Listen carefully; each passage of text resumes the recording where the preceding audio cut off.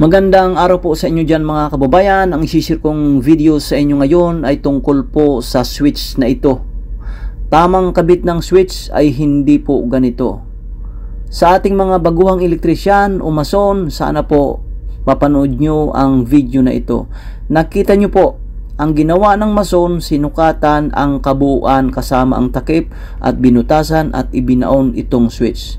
Ang pagkabit po ng switch o ang ng outlet, nakabaon lang po ang utility box at ito pong takip natin ay nakalitaw. Makikita sa ating bahay, i-compare ito, ang switch.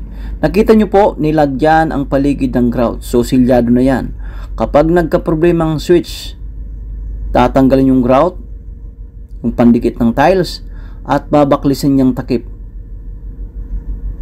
So sa pag-maintenance ito, mangyari ganun ang gagawin kung magkaroon ng problema ang ating switch.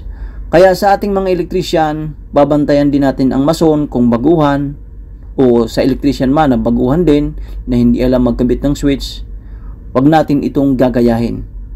So babaguhin ito na switch na ito at ang nakabaon lang yung utility box, ililitaw ito for the maintenance purpose.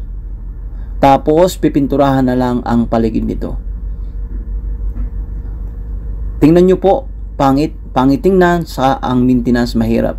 Saka hindi nga po ganito ang pagkabit ng switch.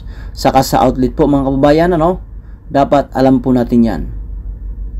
Tingnan nyo po, nasira ang ganda ng tiles, kung may ganda ba yan. Maraming salamat po sa inyong panunood, lalo na sa mga baguhang elektrisyan. Sana po may natutunan kayo at sa ating mga mason. Thank you po.